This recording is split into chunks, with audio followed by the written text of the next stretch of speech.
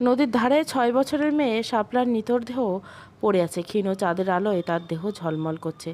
চারিদিকে বসন্তের ফুরফুরে বাতাস, কিন্তু সে বাতাসে ফুলের কোনো সুবাস নেই এবং হিমজাগানো রক্তঘ্রাণ মরিয়া হয়ে ভেসে বেড়াচ্ছে চারিদিকে। সেই বাতাসের সঙ্গে তাল মিলিয়ে স্রোতস্বিনী স্রোত তেপান্তরে গিয়ে মিলছে, আর স্রোতের সাথে মিলছে গাঢ় লাল বর্ণের রক্ত। শাপলার মাথায় ভারী কোনো পাথর দিয়ে থেতলে দেওয়া হয়েছে।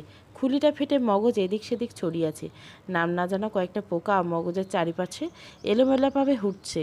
নদীর পাড় দিয়ে চলা যাওয়া এই রাস্তাটা বেশ শুনশান। সূর্য ডোবার ঠিক আগ পর্যন্ত থেকে কোলাহল কমতে থাকে। রাতে এই দিকটায় কারো যাতায়াত নেই, তবুও আজ গ্রামের পূর্ব দিক থেকে সাইকেল চালিয়ে কোনো একজন এদিকটায় আসতে দেখা গেল। মনোয়ারা বেগম বারান্দায় বসে হাত পা ছুঁড়ে কাঁদছে, আর মেয়েটা সন্ধ্যা থেকে নিখোঁজ। পাড়া প্রতিবেশী বাড়ির উঠোনে ভিড় জমিয়েছে। কেউ কেউ মনোয়ারাকে সান্ত্বনা দিচ্ছে, আবার কেউ কেউ দু চোখ ভরা কৌতূহল নিয়ে দাঁড়িয়ে আছেন। শুধুমাত্র শাপলার বাবা হোসেন আলম নির্বিকার ভঙ্গিতে চৌকিতে বসে আছেন। সস্তা বিড়ি জ্বলছে তার ঠোঁটে। স্বামীর এহেন আচরণে মনোয়ারা বিলাপ করতে করতে বলল, মাইডারের সন্ধ্যা থাইকা পাওয়া যাইতেছে না, আর হের বাপ পায়ের উপর পা তুইলা বিড়ি টানতেছে। খোদায় কি বানানোর সময় বুকে একটু মায়া দয়া দেয় নাই নাকি? হোসেন কোনো কথার উত্তর দিল না। স্ত্রীর দিকে রাঙা চোখে একবার তাকিয়ে বিড়ি ফুকায় মনোযোগী হলো। শাপলার বাড়ি থেকে হুটহাট গায়েব হয়ে যাওয়া নতুন কিছু নয়। মেয়েটি অশান্ত প্রকৃতির, তবে দুরন্তপনার কথা পুরো গ্রামবাসী জানে। এর আগে বহুবার এরকম ঘটনা সে ঘটিয়েছে। পরে খোঁজ নিয়ে জানা গেছে পাশের গ্রামে কোনো এক পাতানো বান্ধবীর বাড়িতে আছে। হোসেন সাহেব বিশ্বাস তার মেয়ে ফিরে আসবে। মনোহরা বারান্দা থেকে হাঁক ছাড়ল, ও শাপলার বাপ, মাইয়াটারে কই গেছে, একটু খোঁজ নিয়ে দেখো না। রাত বাত্তাছে, মেয়েটারে এখনই আইলো না। হোসেন বিরক্ত নিয়ে বলল, মেলা জ্বালাইতেছস কইলাম, বারান্দায় বৈশা বৈশা তামাশা বাদ দিয়া ঘরে আইসে হুইয়া থাক। নটি পয়দা দিছস একটা, কথা শোনে না, সারাদিন টই টই কইরে ঘুরে বেড়ায়। মেয়ারে সামলাইতে রাখবার পারস না? মনোহরা এবার উঁচু গলায় হোসেনের বিরোধিতা করে বলল, খবরদার আমার মাইয়ারে গাইল দিবি না। তোর মায় নটি হেল লইগা তোর মতো হারামজাদা জন্ম দিছে। মায়েরে খুঁজে পাওয়া যাইতেছে না, তুই পায়ের উপর পা তুইলে বিড়ি টানস। হোসেন বিড়ি পায়ের নিচে পিষে মনোহরার দিকে তেড়ে আসলো। কি কইলি? আমি হারামজাদা, আমার মায়ের নটি? পাড়া প্রতিবেশীদের সামনে মনোহরাকে বেধড়ক প্রহার করতে থাকেন হোসেন। মনোহরা ব্যথায় কোঁকড়াতে থাকে। উঠোনে দাঁড়িয়ে থাকা প্রতিবেশীরাও যেন এক একটা পাথরের মূর্তি, যেন তাদের সামনে কোনো বাংলা চলচ্চিত্রের শুটিং চলছে। দর্শক হিসেবে দাঁড়িয়ে থাকা ছাড়া তাদের আর কোনো করণীয় নেই। হোসেন ঠিক ততক্ষণ তার স্ত্রীকে প্রহর করতে লাগলো যতক্ষণ না তার তেষ্টা পেল। গলা শুকিয়ে আসার পর সেই স্ত্রীকে ফেলে ঘরে চলে গেল। মাটির কলসি থেকে স্টিলের গ্লাসে পানি ঢেলে খেলো। তারপর পুনরায় বারান্দায় এসে উঠোনে দাঁড়িয়ে থাকা মানুষদের উদ্দেশ্যে হুঙ্কার ছেড়ে বলল, তামাশা চলতেছে এইখানে? দাঁড়াইয়া দাঁড়াইয়া কি দেখতেছেন? যে যার বাড়ি যান। মাইয়া আমার নাকি আপনাগো? যার বিয়া তার খোঁজ নাই, পাড়া মানুষের ঘুম নেই। যান, যে যার বাড়িতে যান। উঠোনের লোকেরা মুখ চাওয়াচাওয়ি করে যে যার বাড়ির উদ্দেশ্যে রওনা হলো। ভিড় থেকে কোনো একজনকে বলতে শোনা গেল, বাপের এমন অবহেলা কোনোদিন না মাইয়াটার জন্য কাল হইয়া দাঁড়ায়। হোসেন ঘরে গিয়ে আবার একটা বিড়ি ধারলো। মনোহরা এখনও বারান্দায় বসে কাঁদছে। শাপলাকে হোসেন পছন্দ করে না। পছন্দ না করার পেছনে একটা বড় কারণ রয়েছে। হোসেনরা দুই ভাই, তিনি ছোট। বাবা মারা যাওয়ার আগে বড় ভাই মোমেন তার সকল জায়গা জমি লিখে দিয়ে গেছে। হোসেন নিজের বলতে শুধুমাত্র এই ভিটাটাই রয়েছে। মোমেনের এক ছেলে এক মেয়ে, এদিকে হোসেনের একটি মাত্র মেয়ে। গত 5 বছর ধরে আর একটা বাচ্চা নেওয়ার চেষ্টা করছে, কিন্তু স্ত্রী কনসিভ করছে না। কত ডাক্তার কবিরাজ দেখানো হলো, স্ত্রীকে কত গাছের রস শিকড়ের রস খাওয়ানো হলো, অমুক মাজারের তাবিজ তমুক মাজারের তাবিজ এনে গলায় ঝোলানো হলো, হাতে বাঁধা হতো না, কোনো কিছুই লাভ হচ্ছে না। মেয়ে তো আর তার ভিটে বাঁচিয়ে রাখতে পারবে না। ছেলে না হলে এই ভিটে মোমেনের ছেলে হাতিয়ে নেবে। এদিকে মেয়েটা হয়েছে অসম্ভব চঞ্চল। তার দুরন্তপনার কথা এই গ্রাম কেন, পাশের গ্রাম পর্যন্ত রটে গিয়েছে। এই মেয়ের প্রতি বিতৃষ্ণা আসবে, এটাই তো স্বাভাবিক। হোসেন বিড়ি শেষ করে আরও এক গ্লাস পানি খেলো। এরপর বিছানায় শুয়ে গায়ে চাদর মুড়ি দিয়ে গভীর নিদ্রা হারিয়ে গেল। রাত কয়টা বাজে তা আজ করা যাচ্ছে না। মনোয়ারার চোখ দুটো এখন কাঁদতে কাঁদতে বেশ ক্লান্ত। সে ঝিম ধরে দেওয়ালে মাথা টেকিয়ে আকাশের দিকে তাকিয়ে আছে। শীতল বাতাসের স্পর্শে তার শরীর মাঝে মাঝে কেঁপে উঠেছে। হঠাৎ উঠোনে সাইকেলের হর্ন বাজিয়ে কেউ একজন ঢুকলো। মনোহরা তাড়াহুড়ো করে শাড়ির আঁচল দিয়ে বুক ঢাকলেন, হেরে গেলেন টিমটিম আলোয়। দেখতে পেলেন পুরনো বাজারের মকবুল ভাই এসেছে। তার চোখে মুখে এক অজানা আতঙ্ক। সে আমতা আমতা করে বলল, ভাবি শাপলা। কি হয়েছে শাপলার? শাপলারে কেরা জানি মাইরে মনোহরা খানিকাল মকবুলের দিকে তাকিয়ে রইল। হারিকেনের ভুতুরে আলোয় তার দু চোখ খুঁজে পাওয়া গেল একরাশ বিস্ময়। নীরবতা ভেঙে সে বিড়বিড় করে আওড়াতে লাগলো, শাপলারে মায়েরাই ফেলাইছে? কি কয় বেডায়? শাপলারে ক্যারা মারবো? বেটা মজাগুলায়। আচমকা মনোহরা চিৎকার করে উঠল, ও শাপলার বা বাইরে আও, আলাই বালাই বেড়ায় কি কয়? শাপলা বলে মারাই ফেলছে। ও শাপলার বাপ, কথা হুনো না। হোসেন ঘুম ঘুম চোখে ঘর থেকে বেরিয়ে এলো। ঝাঁঝালো গলায় বলল, ওই হারামজাদি, রাত বেরিয়েতে এমন চিল্লাচ্ছিস কেন? কি হয়েছে? দেখো না মকবুল ভাই কি কইতাছে শাপলারে নাকি মারাই ফেলছে। হোসেন ভুরু কুচকে মকবুলের দিকে তাকালো। তার চেহারা জুড়ে আতঙ্ক বিচরণ করছে। হোসেন লুঙ্গি ঠিক করতে করতে কাপা গলায় জিজ্ঞাসা করলো, কি কইতেছেন এসব মকবুল ভাই? মকবুল বলল, সত্যি কইতেছি, পূর্ব দিকের নদীর পাড়ে শাপলার লাশ পইড়া আছে। আমি শহরে গেছিলাম কাঁচামাল কিনতে, ফেরার সময় দেখি নদীর পাড়ে কেরা জানি শুইয়া আছে। মাইয়া মানুষের ফারাক পড়া, কাছে গিয়ে দেখি। মকবুলের কথা শেষ হওয়ার আগে মনোহরা উন্মাতের মতো ছুটতে লাগলো। তার গন্তব্য গায়ের পূর্ব দিকে সেই নদীর ধারে। ভোরের আলো ফুটলেই শুরু হয়েছে। হালকা কুয়াশার পর্দা ভেদ করে রোদের নরম আলো ছড়িয়ে পড়েছে প্রকৃতিতে। শাপলার ধবধবে ফর্সা দেহ এখন ফ্যাকাশে দেখাচ্ছে। তার মাথার ডান দিকটা একদম থেতলে ফেলা হয়েছে, রক্ত জমাট বেঁধে আছে। দু একটি করে মাছি আসতে শুরু হয়েছে। তারা মহা আনন্দে মৃতদেহের উপর ঘুরে বেড়াচ্ছে। মনোয়ারা মেয়ের হাত ধরে বসে আছে। গায়ের মোতাব্বরকে জানানো হয়েছে, পুলিশকে খবর দেওয়া হয়েছে। গ্রামের লোকেরাও সব নদীর ধারে এসে জড়ো হয়েছে। আধা ঘন্টা মাঝে পুলিশ এলো। ক্রাইম সিনের থেকে দ্রুত সবাইকে বের করে দেওয়া হলো। ছবি তোলা হলো। আলামত সংগ্রহ করার কাজ শুরু। ইনভেস্টিগেশন অফিসার রাইসুল পুরো ক্রাইম সিন পরিদর্শন করলো। এরপর উপস্থিত সকলকে উদ্দেশ্য করে জিজ্ঞাসা করলো, লাশের কাছে সর্বপ্রথম কে এসেছে? মকবুল ইতস্তত করে বলল, স্যার আমি। Very good. এসে কি দেখলেন? স্যার দেখলাম যে শাপলার লাশ পইড়া আছে, চারিদিকে শুধু রক্ত আর রক্ত। কখন দেখছেন? সময় কইতে পারি না স্যার, কিন্তু মেলা রাত হয়েছে। এত রাতে আপনি এখানে কি করছিলেন? স্যার বাজারে আমার একটা দোকান আছে, কাঁচামাল বিক্রি করি, তা আনতে শহরে গিয়েছিলাম। সেদিন শহরে যাই, সেদিন ফিরতে একটু রাত হয়ে যায়। অফিসার রাইসুল একটা ছোট্ট পাথরের টুকরো টুকরো ক্রাইম সিনের চারিদিকে দাগ টেনে দিল। এরপর কঠিন গলা বলল, আইসি, ঠিক আছে, আপনারা যে যার বাড়ি ফিরে যান। এই স্থান পুলিশের হেফাজতে থাকবে। এই দাগের ত্রিসীমানায় কাছে যেন কাউকে না দেখা না যায়। গ্রামের সবাই যে যার বাড়ি চলে গেল। অফিসার রাইসুল তার পকেট থেকে ফোনটা বের করলো। কন্ট্যাক্ট লিস্টে গিয়ে একটি নাম সার্চ করলো, নিরুপমা চক্রবর্তী। ঠোঁটের ওপরে আরও একজোড়া উষ্ণ ঠোঁটের স্পর্শে নিরুপমার ঘুম ভেঙল। ইন্দ্রজিৎ প্রতিদিন ঠোঁটের আদর করে স্ত্রীর ঘুম ভাঙায়। সদ্য বিবাহিত নিরুজিৎ দম্পতির কেমিস্ট্রি অন্য সকল দম্পতির থেকে বেশ আলাদা। ইন্দ্রজিৎ পেশায় একজন আইনজীবী, এদিকে নিরুপমা হচ্ছে ডিটেকটিভ হওয়ায় এতদিন যে বেসরকারি একটা গোয়েন্দা সংস্থার সাথে যুক্ত ছিল, তবে এখন সে স্বাধীনভাবে কাজ করতে চায়।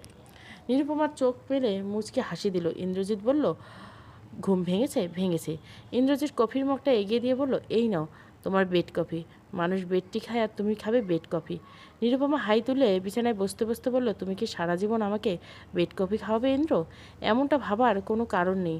নতুন নতুন বিয়ে হয়েছে তাই এমন সেবা শুশ্রূষা করছি। সত্যি বলতে তোমাকে শিখিয়ে পড়িয়ে নিচ্ছি কিভাবে ভবিষ্যতে আমরা সেবা করবে। নিরুপমা চোখ পাকিয়ে তাকালো, বলল, ঠিক আছে, তুমি তো আর লাভ লোকসান ছাড়া কিছুই বোঝো না। ইন্দ্রজিৎ হেসে বলল, লাভ লোকসান বোঝা ব্যবসায়ীদের কাজ, তোমার কাজ কি? কেস জেতা আর বউকে খুশি রাখা। নিরুপমা ভেঙচি কাটলো, হয়েছে, আর মাখন লাগাতে হবে না। চেম্বারে যাবে কখন? এক্ষুনি বেরিয়ে যাব।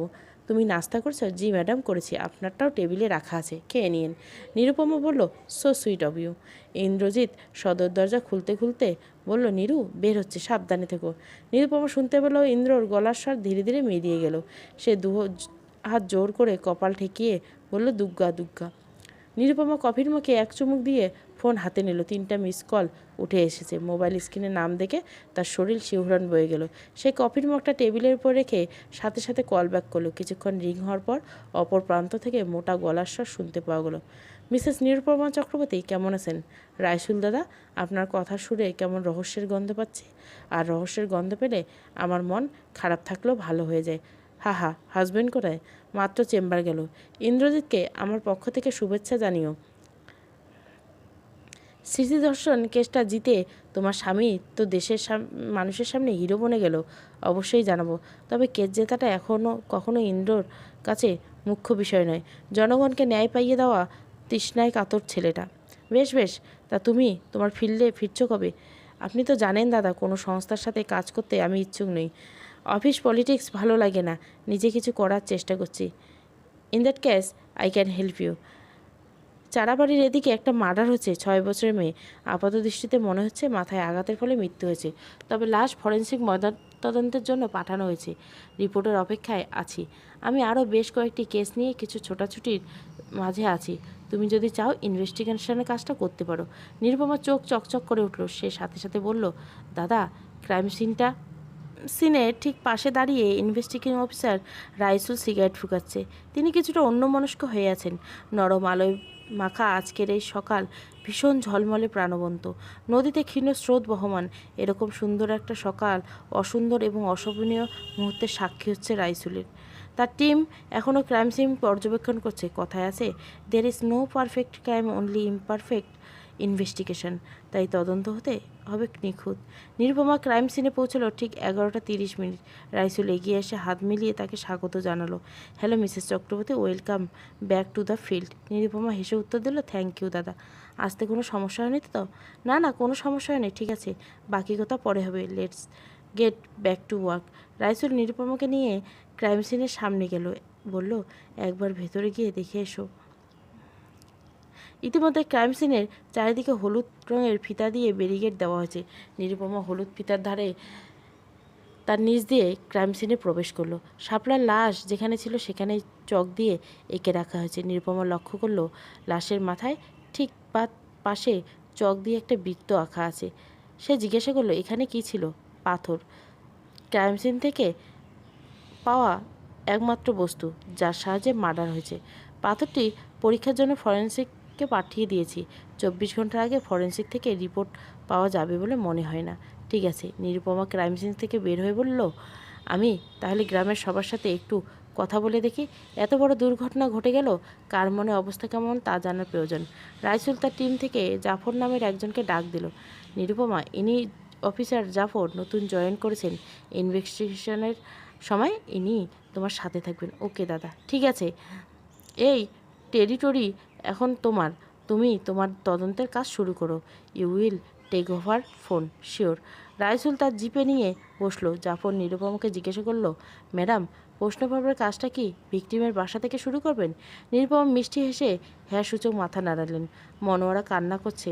তার ঠোঁটের কোণায় রক্ত। কাঁদতে কাঁদতে হেঁচকি উঠে গেছে তার। হোসেন বাড়িতে নেই, বাইরে গেছে।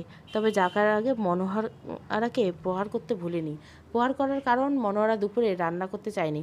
গতরাতে বাড়িতে চুলায় আগুন জ্বলেনি। মাঝ রাত থেকে সকাল পর্যন্ত তারা শাপলার মৃতদেহের পাশেই স্থির ছিল। দুপুরে হোসেন না খেয়ে থাকবে নাকি?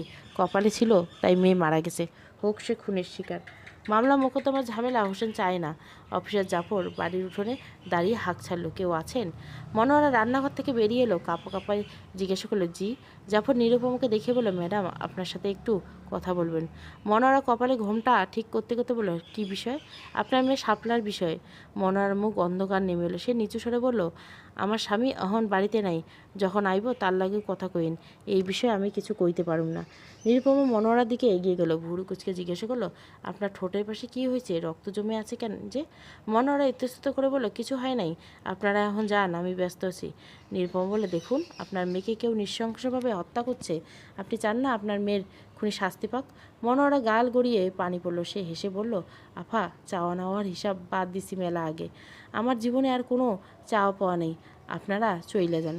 মনোয়ারা কথা বাড়ালো না, রান্নাঘরে ঢুকে গেল। অফিসার জাফর ভুরু কুচকে বলল, ম্যাডাম, এই মহিলা তো বহুরূপী। সারা সকাল মেয়ের খুনির বিচার চেয়ে আকাশ কাঁপিয়ে কাঁদলো, আর এখন আমাদেরকে সাহায্য করতে নারাজ। নিরুপমা হেসে বলল, জাফর সাহেব, উনি অবশ্যই আমাদের সাথে কথা বলবেন। মহিলা ভায়োলেন্সের শিকার, বেধড়ক মারা হয়েছে তাকে, সেজন্যই এখন চুপসে আছে। উনি স্বাভাবিক হলে আমাদের সাথে কথা বলবেন। এক কাজ করি, চলেন, আমরা প্রতিবেশীদের সাথে সাক্ষাৎ করে আসি। ইনভেস্টিগেশন সবচেয়ে গুরুত্বপূর্ণ প্রশ্নগুলো কি কি জানেন তো? জানি madam. Who, what, where, when, how. Exactly. Who এর অ্যান্সার খোঁজার ক্ষেত্রে প্রতিবেশীরা আমাদের সবচেয়ে বড় উপকারে আসবে। তাহলে ম্যাডাম মকবুলের বাড়িতে যাবেন? মকবুলটাকে লাশের কাছে সর্বপ্রথম মকবুলে গিয়েছিল। যাবে তো অবশ্যই, তবে এখন নয়। আগে যাব পাশের বাড়িতে। কেননা নিজের বাড়ির খবর যে বাড়ির মালিক ছাড়া আর কেউ ভালো জেনে থাকে, তাহলে তা পাশের বাড়ির ভাবি অথবা আন্টিরা।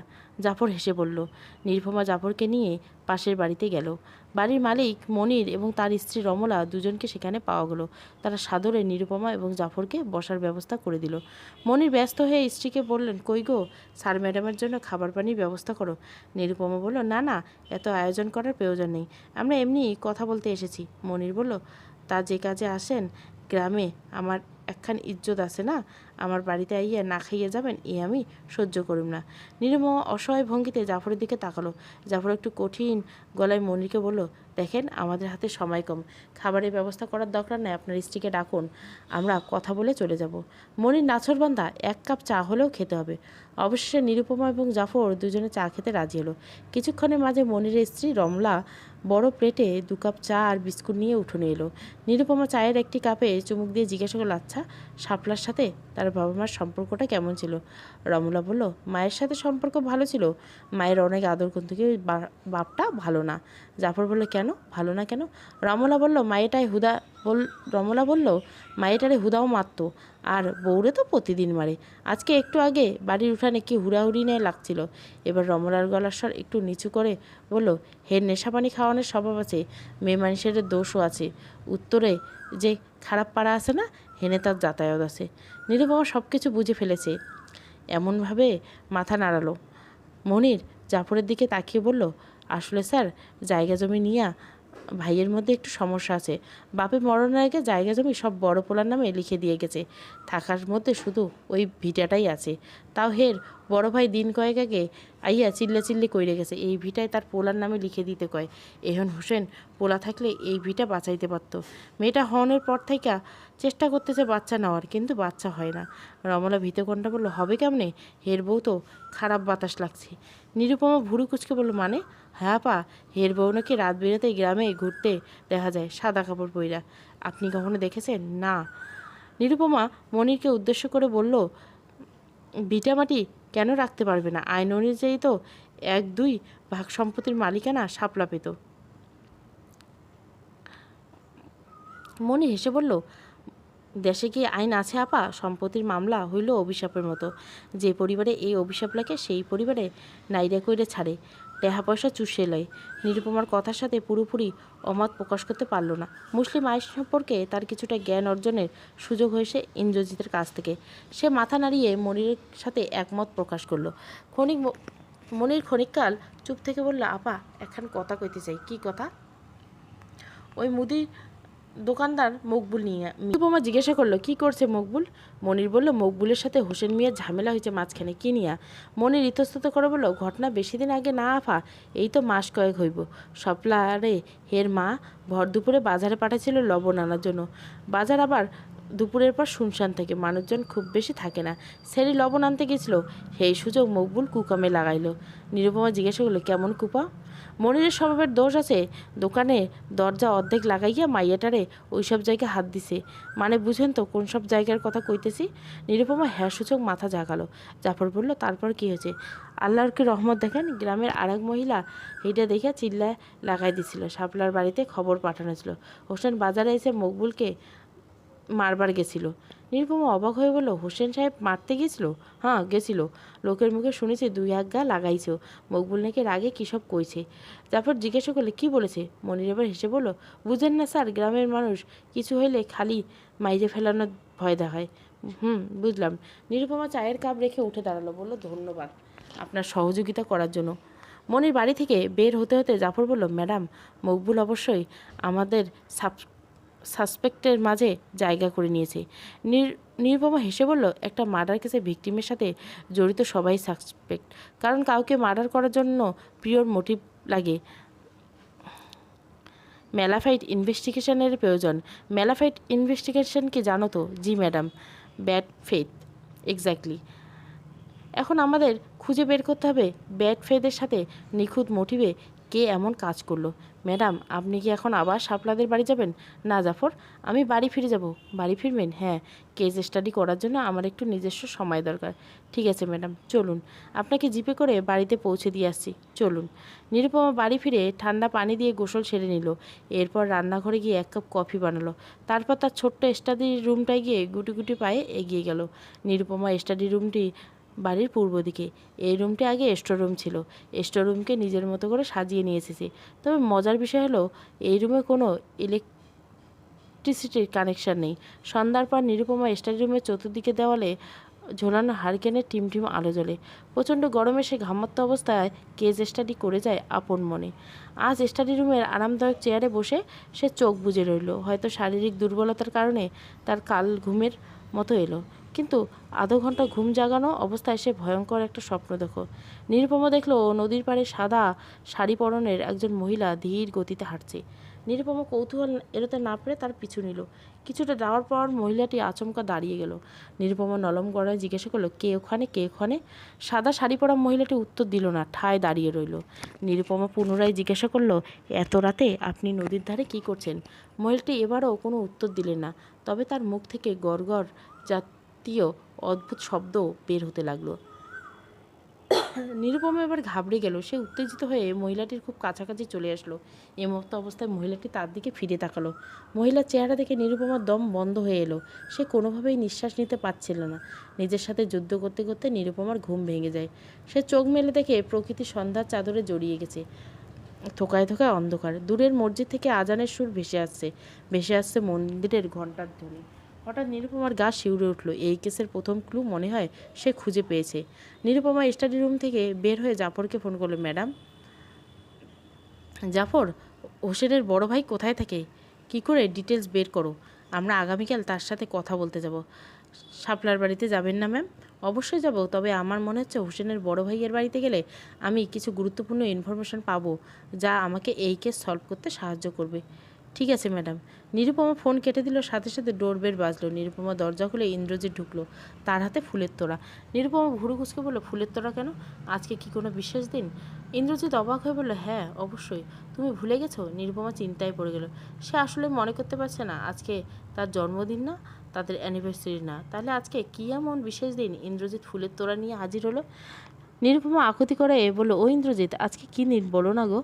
একদম মনে করতে পারছি না। নিরুপমা প্রকৃতস্থ ভাব দেখে ইন্দ্রজিৎ হেসে বলল।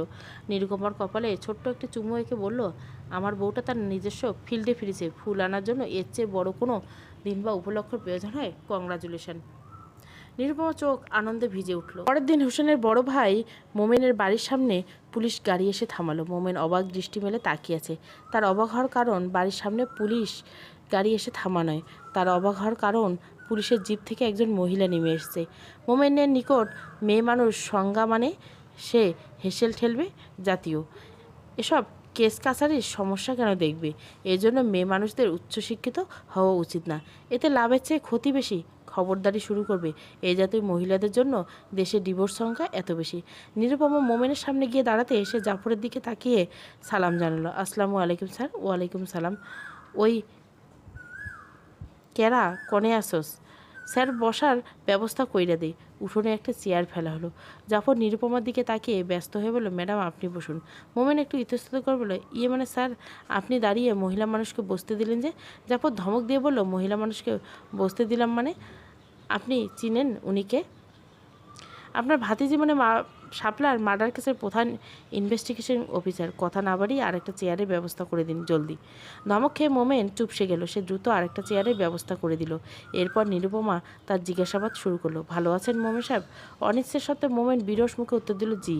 আপনার ভাতিজি কোথায় মৃত অবস্থায় পাওয়া গেছে তা অবশ্যই জানেন? জি। কী মনে হয় কে করছে এই কাজ? আমি কেমনি কমু? এক গ্রামের বাসিন্দার হলে হয়তো আজ করতে পারতাম, থাকি অন্য গ্রামে। আরেক গ্রামের খবর কেমনি কমু? হক কথা বলছেন মোমেন সাহেব। আচ্ছা, ভিটেমাটি নিয়ে আপনাদের দুই ভাইয়ের মাঝে একটু সমস্যা চলছিল শুনছিলাম। হ্যাঁ চলছে। একটু খুলে বলবেন বিষয়টা কি? বিষয় কিছুই না, সেই ভিটামাটি আমার হোসেনে এতদিন থাকবার দিছি, অহন আর দিমু না। এই ভিটা খালি করবার করছি। ভিটা আপনার কিভাবে হয়? আব্বা মরণের সময় লেখা গেছে। এবার জাফর হেসে বলল, তাই নাকি? কিন্তু আমরা যে শুনলাম আপনার বাবা মারা যাওয়ার পর জোর করে টিপসাপ নিয়ে নিয়েছেন। মোমেন আমতা আমতা করে বলল, এত বড় মিথ্যে কথা কারা কইল? জাফর বলল, গ্রামের লোক মিথ্যে বলবে? জমি জামা বেচে অন্য গ্রামে পাড়িয়ে এখন ছোট ভাইয়ের শেষ সম্বল নিয়ে টান দেওয়ার চেষ্টা। মোমেন শরীরে সবটুকু শক্তি দিয়ে মাথা ঝাঁকালো। নিরুপমা বলল, শাপলাকে মেরে ভিটামাটি মেরে দেওয়ার আপনার উদ্দেশ্য ছিল, তাই না মোমেন সাহেব? মোমেন এবার কেঁদেই ফেলে বললেন, এসব কি কইতেছেন ম্যাডাম? আমি আমার ভাতিজিরে কেন মারুম? যে মানুষটা মৃত্যুসজ্জায় বাবার টিপসাপ নিয়ে সব সম্পত্তি নিজের নামে করে নিতে পারে, সে একটি ভিটামাটির জন্য খুনও করতে পারবে না? মোমেন হাউমাউ করে কেঁদে উঠে বলল, খোদার কসম করতেছি এই কাম আমি করি নাই। আমার ভাতিজিরে আমি খুন করি নাই। নিরুপমা একরাশ সন্দেহ চোখে নিয়ে তাকিয়ে রইল মোমিনের দিকে। বাড়িতে আরও বেশ কিছুক্ষণ জিজ্ঞাসাবাদ করলো। নিরুপমা যখন উঠে দাঁড়ালো, জাফর ফিসফিস করে জিজ্ঞাসা করলো, ম্যাডাম এখন আপনি অবশ্যই হোসেন সাহেবের বাড়িতে যাবেন। নিরুপমা হেসে উত্তর দিল, মকবুলের বাড়িতে। বিষয়টা জাফর ভালো না লাগলেও সে মুখে কিছু বলল না। ইনভেস্টিগেশন শুরু করা উচিত ভিকটিমের বাড়ি থেকে, যেখানে নিরুপমা ভিকটিমের বাড়ি বাদ দিয়ে দুনিয়া চষে বেড়েছে। কি অদ্ভুত কাজ কারবার। মকবুলের বাড়িতে তাকে পাওয়া গেল না, সে এখনও বাজারে। জাফর জিজ্ঞাসা করলো, কিছুক্ষণ অপেক্ষা করবেন ম্যাডাম? না জাফর, অপেক্ষা করে কাজ নেই, চলো আমরা বাজারের দিকে যাই। জাফর নিরুপমাকে নিয়ে বাজারে গেল মকবুলের খোঁজে। দুপুর গড়িয়েছে, বাজার কোলাহল মুক্ত। মকবুলের দোকানে কাঠের দরজা সামান্য খোলা। জাফর নিঃশব্দে দোকানের দিকে এগিয়ে গিয়ে দরজা ধাক্কালো। মকবুল দেখা মিলল অল্প বয়সী একজন মেয়ের সাথে, কাপড় বেঠিক অবস্থায়। নিরুপমা এবং জাফর দুজনে অপ্রস্তুত হয়ে পড়ল। মকবুলের বুকে দিরিম দিরিম শব্দ হচ্ছে। অল্প বয়সী মেয়েটাকে খুব একটা বিচলিত হতে দেখা গেল না। সে শান্ত ভঙ্গিতে তার গায়ের কাপড় ঠিক করে দোকান থেকে বেরিয়ে গেল। মনে হয় এরকম পরিস্থিতির মোকাবেলা মেয়েটিকে নতুন করে করতে হয়নি। মকবুল লুঙ্গি ঠিক করতে করতে বলল, কে আপনি? কারে চান? এত বড় সাহস না বইলা দরজা ছুইলা ঢুকে গেছেন। জাফর মকবুলের নোংরা গেঞ্জি গলার কাছে ধরে টান দিল। ধমকেশ্বরী বলল, মেয়ে নিয়ে ফুর্তি করা হচ্ছে? এইটুকু বলেই কি ক্ষান্ত হলো না? মকবুলের গালে সর্বশক্তি দিয়ে চড় বসিয়ে দিল। একই সাথে নিজের পরিচয় দিল। মকবুলের গালে হাত দিয়ে বসে পড়ল। নিরুপমা বলল, বাড়িতে বউ নেই? মকবুল নাকি সুরে বলল, আছে ম্যাডাম। বউ বাদ দিয়ে অন্য মেয়েকে নিয়ে ফুর্তি করতে খুব ভালো লাগে, তাই না? মকবুল মাথা নিচু করে রইল। জাফর বলল, এরপর নোংরামি তুই শাপলার সাথেও করেছিস। অতটুকু বাচ্চাকে ছাড় দিস নেই? তোদের মতো মানুষের বেঁচে থাকার অন্যায়। নিরুপমা জিজ্ঞাসা করলো, সেদিন কী হয়েছিল? কোন দিন ম্যাডাম? জাফর পুনরায় ধমক দিয়ে বলল, নাটক করবি না? আমরা কিন্তু সব জানি। মিথ্যে কথা না বলে লুকিয়ে নিজের বিপদ নিজে বাড়াস না ভেড়া। মকবুল বলল, বিশ্বাস করেন আমি কিছু করি নাই। নিরুপমা হেসে জিজ্ঞাসা করলো, করেননি নাকি করতে পারেননি? ম্যাডাম আমি স্বীকার করছি আমরা নিয়াত খারাপ ছিল, কিন্তু ওই দিনের পর থেকে আমি শাপলার দিকে খারাপ নজরে তাকাইনি। নিরুপমা বলল, খারাপ নজরে তাকানি ঠিক আছে, কিন্তু বাজারে এতগুলো মানুষের সামনে অপমানিত হতে ক্রোধ সৃষ্টি অবশ্যই হয়েছিল, আর সেই ক্রোধ থেকে মেয়েটাকে মেরে ফেলছেন। মকবুল অবাক হয়ে বলল, কী কইতেছেন এসব? শাপলারে কেন মারুম? জাফর বলল, কেন আবার প্রতিশোধ নিতে? হোসেনকে তুই মেরে ফেলার ধমকি দিসনি? হোসেনকে মারিসনি, কিন্তু ওর মেয়েকে মেরেছিস। মকবুল করজোর করে বলতে লাগলো, জীবনে মেলা পাপ করেছি ম্যাডাম, কিন্তু খুন করার মতো মহাপাপ কোনোদিন করিনি, কোনোদিন না। নিরুপমা বলল, পূর্বের দিকের নদীর ধারে সেদিন আপনি বাদে কেউ ছিল না। আপনি প্রথম লাশের কাছে গিয়েছিলেন ম্যাডাম। আমি সত্যি সদাই আনতে শহরে গিয়েছিলাম। ফেরানোর পথে শাপলার মরা অবস্থায় পড়ে থাকতে দেখেছি। এইটা কথা কওয়ার কি আমার দোষ হয়েছে? এই কথা বলে মকবুল ঝরঝর করে কেঁদে ফেললেন। সে আরও বলল, হোসেন কিন্তু ওর মাইয়ার প্রতি কোনো মায়া নাই ম্যাডাম। গ্রাম যারে জিজ্ঞাসাবেন হেই কবে নেশা করতো আর বউ পোলাপাইন মারতো। একবার মাইয়ারে কোপ দিবারও গেছিলো। হের বউ জিগায় দেখেন, আপনারা আমারে সন্দেহ করছেন? জাফর নিরুপমার দিকে তাকালো, দেখলো তার তীক্ষ্ণ দৃষ্টি যেন মকবুলের অঙ্গভঙ্গি, কথা বলার ধারণ গভীরভাবে পর্যবেক্ষণ করে চলছে। মনোয়ারা স্বামীকে নিয়ে খেতে বসেছে। মনোয়ারা আজ পোলাও মাংস রান্না করেছে, তার গল্প করছে, সাথে দুপুরের খাবারের পর্ব মিটিয়ে নিচ্ছে। তাদের দেখে মনে হচ্ছে না বাড়ির উপর দিয়ে এত বড় ঝড় গিয়েছে। বাড়িতে মৃত্যুর গন্ধর পরিবর্তে রান্নার গন্ধ মমা করছে। নিরুপমা উঠোনে ঢুকলো, তার পিছু পিছু জাফর ঢুকলো। হোসেন এবং মনোয়ারা দুজনেই তাদের উঠোনে ঢুকতে দেখলো, কিন্তু দুজনে মুখে ভ্রুক্ষেপহীন ভাব ফুটিয়ে রইল। শুধুমাত্র মনোয়ারা তার স্বভাবসুলভ শাড়ির আঁচল ঠিক করলো। জাফর জিজ্ঞাসা করলো, ভালো আছেন হোসেন সাহেব? জি ভালো আছি। এখনও তো 40 দিন হলো না মেয়ে মরার। বাড়িতে দেখি পোলাও মাংসের গন্ধ মমা করছে। হোসেন কোনো কথা বলল না, চুপ করে খেতে লাগলো। জাফর বলল, খান খান, কবজি ডুবিয়ে খান হোসেন সাহেব। মনোয়ারা খাবারে তার প্লেট নিয়ে রান্নাঘরে ঢুকলো। হোসেন উঠান থেকে চিৎকার করে বলল, উঠানে স্যার আর ম্যাডামের বসবার ব্যবস্থা করো। মনোয়ারা উঠোনে দুটো চেয়ার এনে দিল, এরপর পুনরায় ঘরে ফিরে গেল।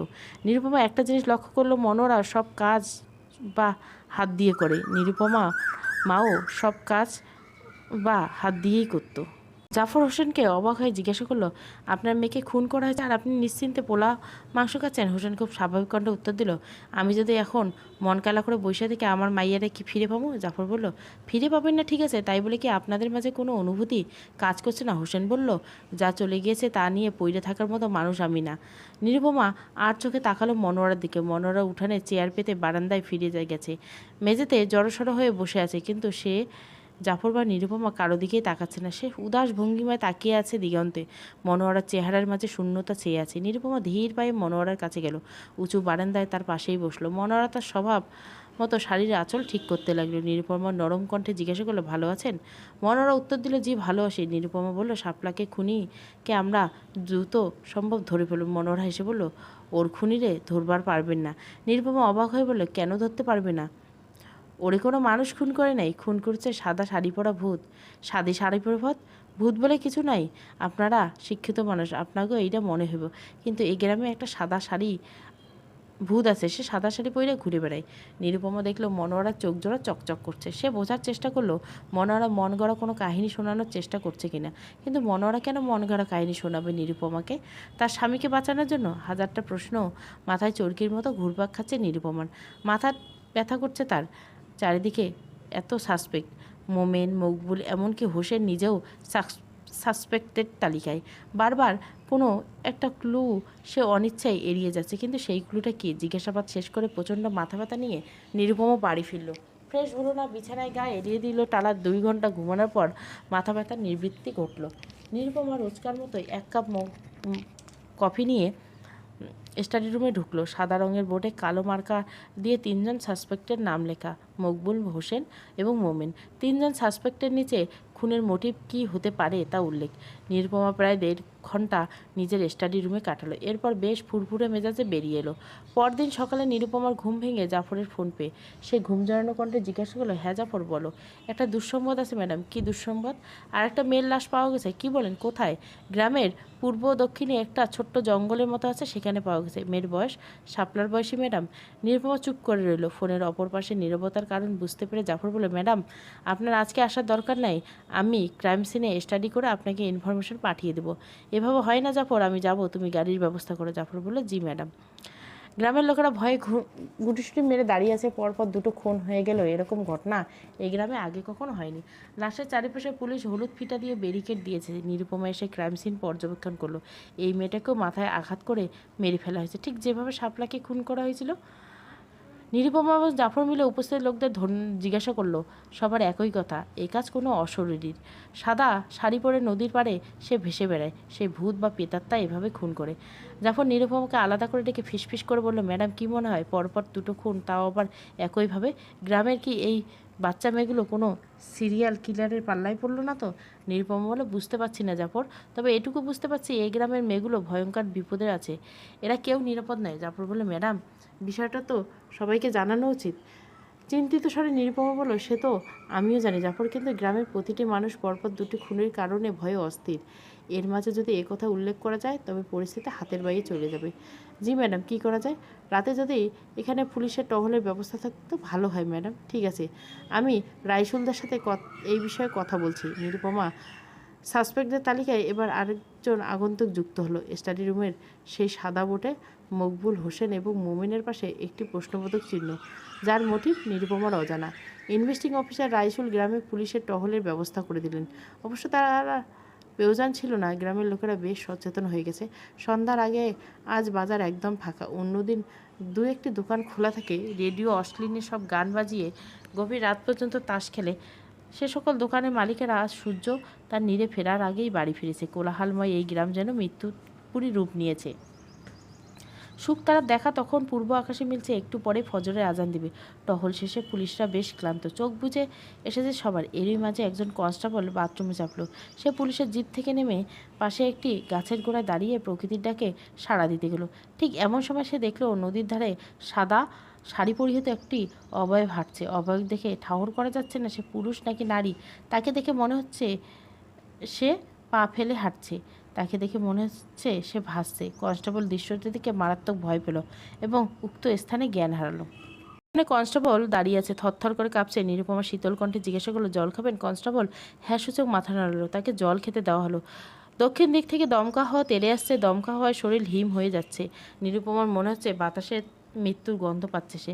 দ্রুত কোনো ব্যবস্থা গ্রহণ করতে না পারে আরও অনেকগুলো তাজা প্রাণ চলে যাবে। অজানা আতঙ্ক নিরুপমার মনে জেগে বসলো। সে কনস্টেবলকে জিজ্ঞাসা করলো, আপনার নাম? হরিশ। হরিশ সাহেব, আপনার সাথে আগামীকাল যে ঘটনাটি ঘটেছে তা খুলে বলুন।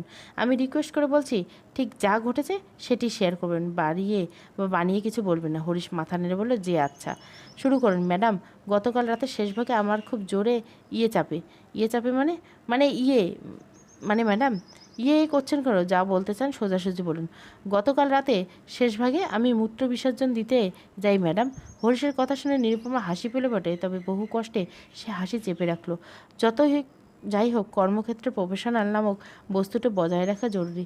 সে গম্ভীর কণ্ঠে জিজ্ঞাসা করলো, তারপর কী হয়েছে? হরিশ ইশারায় একটি গাছ দেখিয়ে বলল, আমি এই গাছের গোড়ায় দাঁড়িয়ে কাজ করছিলাম ম্যাডাম। তখন দেখলাম নদীর পাড় ঘেঁষে সাদা শাড়ি পরা একটা প্রেতাত্মা ভেসে যাচ্ছে। এরপর এরপর কী হয়েছিল মনে নেই ম্যাডাম। জাফর বলল, ম্যাডাম হরিশ সকালে সেন্সলেস অবস্থায় পাওয়া গেছে। নিরুপমা সব বুঝে ফেলে এভাবে মাথা নাড়ল। জাফর নিরুপমার কানে ফিসফিস করে বলল, কী করবো ম্যাডাম? হরিশকে দুদিনের ছুটি দিয়ে দিন সম্ভব। বেচারা দারুণ ভয় পেয়েছে, ডিউটি করতে পারবে কি না এ নিয়ে আমার সন্দেহ আছে। ঠিক আছে ম্যাডাম, আমি বড় স্যারের সাথে কথা বলে হরিশকে পাঠিয়ে দেওয়ার ব্যবস্থা করছি। ঠিক আছে madam, doctor Ashutosh Banerjee phone করছে। কি বলছেন? ল্যাবে যেতে বলছেন, কেস নিয়ে গুরুত্বপূর্ণ কথা আছে। চলেন তাহলে যাক। ডাক্তার ব্যানার্জি শহীদ দ্বিতীয় লাশটি পর্যবেক্ষণ করছে। মেয়েটি শাপলার বয়সের নাম রিনা। তাকে ঠিক একইভাবে মারা হয়েছে যেভাবে শাপলাকে মেরে ফেলা হয়েছিল। নিরুপমা জাফরের পিছে পিছে ল্যাবে ঢুকলো। ল্যাবে ঢোকার সাথে সাথে তার মনে হলো সে অর্ধেক জমে গেছে। এখানে 24 ঘন্টায় বিজ শব্দে এসি চলে। কোলাহলপূর্ণ এই শহরের মাঝে যেন অন্য একটা দুনিয়া এই ফরেন্সিক ল্যাব, যেখানে শহরের আনাচে কানাচে পড়ে থাকা নিথর দেহগুলিতে একত্রিত করা হয়। জাফর ল্যাবে ঢুকে ডাক্তার ব্যানার্জির সাথে হাত মেলালো। এরপর নিরুপমার সাথে পরিচয় করে দিল। ইনি private detective Mrs Nirupama Chakraborty, বিখ্যাত ক্রিমিনাল লয়ার ইন্দ্রজিৎ চক্রবর্তীর স্ত্রী। ম্যাডাম আমাদের কেসের প্রধান ইনভেস্টিগেশন অফিসার হিসেবে কাজ করেছেন। Hello doctor Banerjee, nice to meet you. Hello Mrs Chakraborty, তবে আমাদের সাক্ষাৎ হওয়া নাইস নাকি আনপ্লেজেন্ট সেটা একটু পর বোঝা যাবে। নিরুপমা হেসে বলে, কথা বলছেন কেন? ডাক্তার ব্যানার্জি বলছেন, কারণ রিনার পোস্টমর্টমে ধর্ষণের আলামত পাওয়া গেছে। ধর্ষণের পর তাকে ভারী পাথর দিয়ে মাথায় আঘাত করে মেরে ফেলা হয়েছে। নিরুপমা এবং জাফর অবাক হয়ে একে অপর আরেকজনের দিকে তাকালো। এতটুকু বাচ্চাকে ধর্ষণ করা হয়েছে ভাবতেই নিরুপমার চোখ ভিজে উঠল। কিভাবে পারে এরা পশুসুলভ আচরণ করতে? নিরুপমা দাঁতের ফাঁক দিয়ে মনের অজান্তে গালি দিয়ে বলল, বাসটার সিমেন্ট পাওয়া গেছে না, তবে ভাজাইনাতে ক্ষতের সৃষ্টি হয়েছে। সিমেন্ট পাওয়া গেল না কেন? বিষয়টি নিয়ে আমিও অবাক হয়েছি। পানি দিয়ে উক্ত স্থান না ধুলে অবশ্য সিমেন্টের উপস্থিতি থাকার কথা। যদি ধর্ষণের পর সত্যি উক্ত স্থানে জল দিয়ে ধুয়ে ফেলে, তাহলে রেপিস্টকে ধরতে ভালো বেগ পেতে হবে ডক্টর ব্যানার্জি। অবশ্যই রেপিড চালাক একই সাথে চতুর, সেই জন্য আপনার নাইস টু মিট ইউ এর উত্তর সেম টু ইউ বলতে পারিনি। নিরুপমা হাসলো। ডাক্তার ব্যানার্জি গালে হাসি রেখা। জাফর ফিসফিস করে বলল, ম্যাডাম এখন কি করব? কী আর করবেন, নতুন উদ্যোগে কেসের ইনভেস্টিগেশন শুরু করুন। বুঝলেন মিস্টার জাফর, এই কেসটার গভীরতা ঠাউর করা যাচ্ছে না। ব্ল্যাক হোলের মতো টেনে নিয়ে যাচ্ছে তিমিরাচ্ছন্নের জগতে। দেখতে দেখতে দুটো খুন হয়ে গেল, এখনও ক্রিমিনালের ত্রিসীমানায় ঘেঁচতে পেরেছি কিনা জানি না, তবে আমার মন অন্য কথা বলছে। কী কথা ম্যাডাম? ক্রিমিনাল আমাদের সামনে ঘুরে বেড়াচ্ছে, অথচ আমরা তাকে কিঞ্চিত পরিমাণ সন্দেহ করছি না। মিস্টার জাফর, পুলিশের টহলের আরও জোরালো করতে হবে। ক্রিমিনাল তার পরবর্তী ভিকটিমের আশায় ফাঁদ পেতে বসে আছে কি না আমরা জানি না। রিস্ক নেওয়ার প্রয়োজন নেই। ওকে ম্যাডাম, আমি বলে দিচ্ছি। 20 বছর আগের কথা। নদীর ধারে একটি মেয়ে ছুটে বেড়াচ্ছে, আনমনে খেলছে। তার দুপায়ে সস্তা নুপুর। সে নুপুর ঝুনুর ঝুনুর শব্দ ভেসে বেড়াচ্ছে বাতাসে। পশ্চিম আকাশে কালো মেঘের আনাগোনা। কিছু সময় গড়াতে নাড় করে ঝুপঝুপ করে বৃষ্টি নামে আকাশ করে। মেয়েটির মন খারাপ হয়ে যায়, কারণ তার বন্ধুরা এখনও আসেনি। বন্ধুদের সাথে আম কুড়োতে যাওয়ার কথা আজকে। মেয়েটি বৃষ্টি ভিজে ভিজে ক্ষণিকালে বন্ধুদের জন্য অপেক্ষা করে, কিন্তু কারো দেখা মেলে না। এরপর সে একা আমবাগানের দিকে অগ্রসর হয়। আমবাগানে গ্রামের মাতব্বরের বাগানের দেখভাল করার জন্য মালি রাখা হয়েছে। চতুর্দিকে বেড়া দেওয়া। বৃষ্টির সাথে সাথে বজ্রপাত হচ্ছে সমানতালে। মালি তার ঘরে সিগারেট ফুকাচ্ছে আর রেডিওতে গান শুনছে। পুরো দিনের গান। যদিও বৃষ্টির জন্য রেডিওর গান ভালো মতো শোনা যাচ্ছে না, ঝিঝি পোকার শব্দ বেরোচ্ছে। হঠাৎ মালি জানলা দিয়ে দেখলো একটা বাচ্চা মেয়ে বেড়া টপকে বাগানে ঢুকেছে। বৃষ্টিতে তার শরীর ভিজে গেছে, স্থান যুগল কেবলমাত্র স্ফীত হওয়া শুরু হয়েছে, তবু ভেজা কাপড়ে তাই স্পষ্ট বোঝা যাচ্ছে। মালি সিগারেটটা ফিল্টার পর্যন্ত শেষ করে ফেলল। মাতব্বরের বাড়ির ঠিক পেছনে তা আম বাগান। আশেপাশে আর কোনো বাড়ি নেই, তার উপর বৈশাখের তুমুল ঝড় বৃষ্টি। আকাশ কাঁপিয়ে চিৎকার করলে কেউ ঘুণাক্ষরে টের পাবে না। মেয়েটি তার ফ্রকের থলের মতো করে ধরে আম ঢুকিয়ে রাখছে। উবু হয়ে আরও একটি আম কুড়ানোর সময় কেউ খপ করে তার হাতটা ধরে ফেলল। মেয়েটি ভয় পেয়ে গেল, মুঠি ধরে করে রাখা ফ্রকের অংশটি ছেড়ে দিল। ফলে কুড়িয়ে নেওয়া আমগুলো নিচে পড়ে গেল। মালি গম্ভীর মুখ করে বলল, এখানে কি করছিস? ঝড় দিনে মাতব্বরের বাড়িতে আম চুরি করা হচ্ছে? মেয়েটি থতমত হয়ে বলল, আমি তো আম চুরি করতেছি না মামা, বাতাসে পড়ে থাকা আম কুড়াচ্ছি। তোর এত বড় সাহস, মাতব্বরের বাগানে আম টুইকা আম কুড়াস? সাহেব, এটা শুনলে মায়ের একটাও মাটিতে পড়বে না জানোস। মেয়েটি মিনতি করে বলল, আচ্ছা মামা, আমি আর আম কুড়াবো না, আমারে যাইতে দিন। মালি বুক থেকে পা পর্যন্ত মেয়েটিকে একবার দেখলো, খ্যাক করে হেসে বলল, এইভাবে তোরে যাইতে দিলে কি আমার ডিউটি করা হবে? সাহেবের কাছে আমি কি জবাব দেবো? আমার ভুল হয়ে গেছে মামা, আমারে যাইতে দিন। আর কোনোদিন আমি আর আম কুড়াইতে আসুম না, এইভাবে তোরে যাইতে দেওয়া যাবে না। মালি একথা বলার সাথে সাথে কোথা থেকে বজ্রপাত হলো। সে ডানে বামে তাকিয়ে, ঠান্ডা পড়তেছে, বাইরে দাঁড়াইয়া কথা কওয়া যাবে না, আমার ঘরে আয়। মেয়েটা হাত ছাড়িয়ে নেওয়ার চেষ্টা করতে করতে বলল, মামা আমি বাড়ি যাবো, আমারে যাইতে দিন। মালিক কোনো উত্তর দিল না, বিশ্রী হাসলো। তারপর মেয়েটিকে হাত আরও শক্ত করে টানতে টানতে নিজের ঘরের দিকে নিয়ে গেল। মেয়েটি প্রাণপণে চেষ্টা করছে নিজেকে মালির হাত থেকে ছাড়ানোর, তার পঞ্চ ইন্দ্র বিপদের ইঙ্গিত দিচ্ছে। মেয়েটি চিৎকার করলো, কিন্তু হায়, প্রকৃতির গর্জনের কাছে তার চিৎকার নিতান্তই তুচ্ছ। অসহায় মেয়েটি সাহায্য চাইছে। মালি নিজের ঘরে দরজা ততক্ষণে ভিড়িয়ে দিয়েছে, জানলার পর্দা টেনে দিয়েছে। মেয়েটির পায়ের নুপুরের শব্দ শোনা যাচ্ছে, ঝুনুর ঝুনুর ঝুনুর ঝুনুর। মেয়েটা যখন বাসায় ফিরল তখন সন্ধে ঘনিয়ে এসেছে চারিদিকে। মালি জোর করে 5টি আম দিয়ে দিয়েছে। মেয়েটি ব্যথায় হাঁটতে পারছিল না। কোনোভাবে নিজের বাড়ি পৌঁছে ভেজা বারান্দায় গা এলিয়ে দেয়। আমগুলো গড়াগড়ি খেতে থাকে আশেপাশে। পরের দিন সূর্য ওঠার আগে পুরো গ্রামে বিষয়টি জানাজানি হয়ে গেল। কানাঘুষো শুরু হলো। মেয়ের বাবা মা মাতব্বরে পা ধরে হাউমাউ করে কাঁদতে লাগলো, চাইলো বিচার। মাতব্বর সুষ্ঠু বিচার করবে বলে আশ্বাস দিলেন। মালিকে ডাকা হলো। গোটা গ্রামে সবার সামনে তাকে সাজরে চড় মারালো। ব্যাস এটুকুই। একজন উঠতি বয়সী কিশোরীর ধর্ষণের শাস্তি হিসেবে ভরা মজলিসে চড় মারাটা যেন যোগ্য শাস্তি। মেয়ের বাবার হাতে 50 টাকা গুজে দিতে দিতে মাতব্বর বলল, উঠতি বয়সে মাইয়া, বিয়ে তো দেওয়ান লাগবো, বিষয়টা আর বাড়াবাড়ি করলে তোমারই ক্ষতি। মালি আর কী হবে, পুরুষ মানুষ, চাইপা যাও, তোমার মেয়েরে বিয়ে দেওয়ার দায়িত্ব আমার। এই 50 টাকা ভ্যালু যখন ঢের বেশি। মেয়ের বাবা চেপে গেলেন। ধর্ষণের শাস্তি শুধুমাত্র একটা চড়েই বহাল গেল। তবে গ্রামের মানুষরা মেয়েটিকে নষ্টা হিসেবে আখ্যায়িত করলো। এ অবশ্য কিছু ছিল না। পূর্ব পাকিস্তান থেকে স্বাধীন বাংলাদেশ জন্ম হওয়ার পর বীরাঙ্গনাদের একই চোখে দেখা হয়েছে। তাদের সমাজ গ্রহণ করেনি, অথচ তাদের যত বিসর্জন অমানবিক অত্যাচার মাথা নত করে পেতে নেওয়ার পেছনে কারণ ছিল একটাই, স্বাধীন বাংলাদেশ। মেয়েটির বেঁচে থাকা তখন বিভীষিকাময়। প্রতিনিয়ত নিজের সাথে যুদ্ধ করতে লাগলো সে। বাকি 10টা মেয়ের মতো স্বাভাবিকভাবে বেঁচে থাকার যুদ্ধ। তবে গ্রামের মানুষরা মেয়েটিকে তার অবস্থান বুঝিয়ে দিত বারংবার। বছর কয়েক পার হলো। মাতব্বরের মেয়ের বাবার কাছে বিয়ের প্রস্তাব পাঠালো। ভালো একজন ছেলে পাওয়া গেছে, ব্যবসা করে। পূর্বের ঘটনা সব জানে, তবুও মেনে নিয়েছে। মেয়েটির বিয়ে হয়ে গেল, তবে কিন্তু রয়ে গেল সেই কিন্তুটি রহস্যে ঘেরা। এই রহস্যের উদ্ঘাটন করা মোটেও সহজ না। বেলা 10টা বাজে। নিরুপমা বেঘরে ঘুমাচ্ছে। আজকের দিনে সে ছুটি কাটাবে। শরীরের অবস্থা খুব একটা ভালো নয়। ইন্দ্রজিৎ তার হাতের স্পর্শে তার ঘুম ভেঙে গেল। সে নিরুপমার কপালে চুমু খেয়ে বলল, এই যে আমার গোয়েন্দা বউ, না খেয়ে পড়ে পড়ে শুধু ঘুমালে চলবে? নিরুপমা ভুরু কুচকে বলল, আমার খেতে ইচ্ছে করছে না ইন্দ্র, আরেকটু ঘুমাবো। ইন্দ্রজিৎ দুদিকে মাথা নেড়ে বলল, ঘুমাবে, অবশ্যই ঘুমাবে, কিন্তু না খেয়ে নয়। উঠো উঠো, ব্রেকফাস্ট করে নাও জলদি। ইন্দ্রজিৎ নিরুপমা টেনে শোয়া থেকে উঠে বসালো। ব্রেকফাস্ট আইটেমগুলো হলো কফি, 2টো প্রেস ব্রেড, ডিম অমলেট, সাথে ফল। নিরুপমা খেতে খেতে বলল, চেম্বারে যাচ্ছ?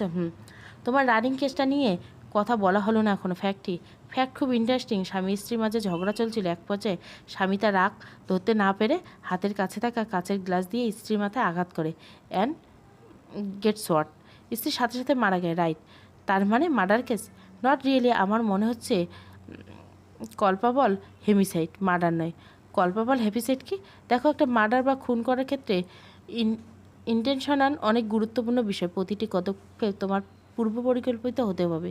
মানুষটি মারার ইচ্ছা থাকতে হবে, সেই সহিত মানুষটিকে গুরুতরভাবে আঘাত করতে হবে। এরপর মারা গেলে সেটাকে আমরা বলি মার্ডার। আর কল্পাবল হোমিসাইড, কাউকে মেরে ফেলার বিষয়টি একদমই ইন্টেনশনাল হয় না। গ্রেভ অ্যান্ড সায়েন্স প্রোটেকশন থাকে, অর্থাৎ ভিকটিম অবশ্যই যে কোনোভাবে অফেন্ডারকে প্রভোগ করবে এবং অফেন্ডার এমন কোনো অ্যাকশন গ্রহণ করবে যার ফলে ভিকটিম মারা যাবে। নিরুপমা বলে, আসলে ইন্টারেস্টিং, তোমার কেসটা নিয়ে অনেক ঝামেলা মাঝে আসো তাই মনে হচ্ছে। নিরুপমা চিন্তিত স্বরে বলল, আমি প্যারালাইজ ইন্দ্র। 2টো খুন হলো, প্রথম খুনে ইনভেস্টিগেশন চলাকালীন, দ্বিতীয় খুন ধর্ষণের আলামত কাউকে গেছে, যেটা শাপলার ক্ষেত্রে ছিল না। ইন্দ্রজিৎ ভুরুকোস করলো, অদ্ভুত বিষয় কি জানো? কি? শাপলার পোস্টমর্টমে ধর্ষণের আলামত পাওয়া যায়নি। সিরিয়াল কিলারের ক্ষেত্রে সাধারণত ক্রিমিনালের কর্মকাণ্ডের মধ্যে স্বতন্ত্র কিছু থাকে। প্রথম খুন যেভাবে করা হয় পরের খুন একইভাবে করা হয়ে থাকে বা চেষ্টা করা হয়। খুন করে ধর্ষণ করার বিষয়টি খুনের মোটিভেশনের বিশাল পার্থক্য। নিরুপমা জিজ্ঞেস করলো, তুমি ঠিক কী বলতে চাইছো ইন্দ্র? আমি বলতে চাইছি এখানে একাধিক মানুষের আধিপত্য আছে কি না বিষয়টি যাচাই করে দেখো। হয়তো খুনি একজন কিন্তু ধর্ষক অন্য কেউ। তার মানে তুমি বলতে চাইছো গ্রামে কেউ নেক্রোফিলিয়া রোগে আক্রান্ত? শিওর হয়ে বলতে পারছি না, তবে স্বাভাবিক কিছু নয়। দেখো নিরু, নেক্রোফিলিয়ার মাঝেও ধরন আছে। যদি নেক্রোফিলিয়া হেমোসাইটে আক্রান্ত হয়ে থাকে সেক্ষেত্রে অফেন্ডার ভিকটিমের মৃতদেহের সাথে সেক্সুয়াল অ্যাক্টিভিটিতে জড়ানোর জন্য খুন করবে। আবার রেগুলার নেক্রোফিলিয়া আক্রান্তরা শুধুমাত্র মৃতদেহে নিজেদের শারীরিক চাহিদা মেটানোর জন্য ব্যবহার করে থাকে। যদি অফেন্ডার নেক্রোফিলিয়া হেমিসাইটে আক্রান্ত হয় সেক্ষেত্রে। ইন্দ্রজিৎ এর কথা শেষ হবার আগে মুখের কথা ছিনিয়ে নিরুপমা বলল, শাপলাকে খুন করার পর ধর্ষণ করতো? এক্স্যাক্টলি। ইন্দ্র, এই কেসটা কতটা ডার্ক ভেবে দেখেছ? একদম অন্ধকার আচ্ছন্ন, আধারের ফাঁকে আলোর দেখা মিলে, তাই হাল ছেড়ো না। নিরুপমা হেসে মাথা নাড়ালো। ইন্দ্রজিৎ বলল, আচ্ছা আমি চেম্বারে যাবো, তুমি টেনশন করো না, দরজা লাগিয়ে দিয়ে যাও। এরপর খাওয়া শেষ করে আরেকটু ঘুমাবো। সদর দরজা খুলে ইন্দ্রজিৎ থমকে দাঁড়ালো। দরজার সামনে ছোট্ট একটা বাদামি প্যাকেট পড়ে আছে, উপরে লেখা মিসেস নিরুপমা, হাতের লেখা অপরিপক্কত্ব। নিরুপমা মাত্র ইন্দ্রজিতের পেছনে এসে দাঁড়িয়েছে। বাদামি প্যাকেটটা তার দৃষ্টিগোচরে হতেই সেটি হাতে নিল সে। কৌতূহল মেটাতে প্যাকেটটা ছিঁড়ে ফেলল নিরুপমার। সাথে সাথে একটা কালো রঙের আন্ডারগার্মেন্টসের সেট এবং চিরকুট বেরিয়ে এলো। চিরকুটের লেখা, গ্রামের গোয়েন্দা কামে আসলে শুধু এই ব্রা প্যান্টটি পইরা আসেন, খাসা মাল লাগবো একদম। ঘেন্নায় নিরুপমার হাত থেকে আন্ডারগার্মেন্টস ফেলে দিল। ইন্দ্রজিৎকে জড়িয়ে ধরে অঝরে কাঁদতে লাগলো। স্ত্রীর মনের বুঝতে পেরে ইন্দ্রজিৎ মন খারাপ হয়ে গেল। দাঁতের ফাঁক দিলে অস্পষ্ট ভাষায় গালি দিল, ব্লাডি বাস্টার্ড। এক টাকাও ছেড়ে দিও না নিরু, এক টাকাও ছাড় দিও না। নিরুপমা স্টাডি রুমে ঢুকলো, পুরো হোয়াইট বোর্ড মুছে নতুন আর সাসপেক্টদের নাম লেখা শুরু করলো। নিরুপমা অবাক হয়ে লক্ষ্য করলো সে বারবার একটি ক্লু এড়িয়ে গেছে। সে দ্রুত জাফরকে ফোন করলো, খুব গুরুত্বপূর্ণ ইনফরমেশন কালেক্ট করতে হবে। গভীর রাত, ঘড়ির 3টে কাটার অবস্থানে জানা নেই, তবে আকাশের শুকতারা বলে দিচ্ছে আধার কেটে যাবে শীঘ্রই। সাদা শাড়ি পরা অবয়বটি সবজি বিক্রেতার সামাদের বাড়ির সামনে দাঁড়িয়ে আছে। এখানে দাঁড়িয়ে অবয়বটি তার 3য় খুনের পরিকল্পনা করছে। সামাতের 10 বছরের একটি মেয়ে আছে। সাদা শাড়ি পরা অবয়ব পরবর্তী ভিকটিম, সামাতের 10 বছরের মেয়ে পারুল। নিরুপমা দেশের স্বনামধন্য সাইকিয়াট্রিস্ট অমিত শাহ চেম্বারে এসেছে। অমিত নিরুপমার সাথে একই স্কুলে পড়ছে। অল্প বয়সে সাইকিয়াট্রিস্ট হিসেবে বেশ খ্যাতি কুড়িয়েছে অমিত শাহ। নিরুপমাকে দেখে অমিত মুচকি হেসে বলল, কেমন আছো নিরু? নিরুপমা হেসে উত্তর দিল, ভালোই। দিনকাল কেমন যাচ্ছে তোমার? আর দিনকাল, পাগলের চিকিৎসা করতে করতে নিজেই এখন ভারসাম্যহীন। এখনই একথা বললে চলবে? তোমার পথ চলা তো সবে শুরু। দেশের নামকরা সাইকিয়াট্রিস্টের মাঝে তুমি একজন। বিদেশের খ্যাতনামাদের খাতায় নাম লিখাবে না? অমিত দীর্ঘশ্বাস পরে বলল, খ্যাতনামাদের খাতায় নাম লিখাতে এ পেশায় আসিনি, নিজের সর্বটুকু উজাড় করে দিতে এসেছি। আশীর্বাদ করে যেন নিজের সর্বস্ব উজাড় করে সর্বশান্ত হতে পারি। নিরুপমা হাত উঁচু করে গম্ভীর স্বরে বলল, আশীর্বাদ করছি বৎস। দুজনে হো হো করে হেসে উঠল। অমিত বলল, তা কী কাজে আমার চেম্বারের পদধূলি পড়ল? নিরুপমা পুরো ঘটনা ব্যাখ্যা করার আগে অমিত পার্সোনাল অ্যাসিস্ট্যান্ট চেম্বারে প্রবেশ করলো। বিরস গলা বলল, স্যার সাব্বির সুইসাইড করছে। অমিতের চোখ মুখ থেকে ঝলমলে ভাব মুহূর্তে মিলিয়ে গেল। সে নিচু স্বরে বলল, আই নিউ ইট। এরপর পিয়ের দিকে তাকিয়ে বলল, ঠিক আছে তুমি যাও। অমিত টেবিলের উপর রাখা গ্লাসের পানিতে হাত নিল। এক নিঃশ্বাসে পুরো গ্লাস পানি খেয়ে নিরুপমাকে জিজ্ঞাসা করলো, are you okay Amit? Amit এক কথায় উত্তর দিল। সে বলল, শারীরিক রোগের চেয়েও বড় এবং ভয়ঙ্কর রোগ হলো মানসিক রোগ। শারীরিক রোগের লক্ষণ বাহ্যিকভাবে দেখা গেল, মানসিক রোগের লক্ষণ বোঝা যায় না। যে ছেলেটার কথা আমার পিয়ে বলে গেল 26, ছেলের বয়স 26 বছর।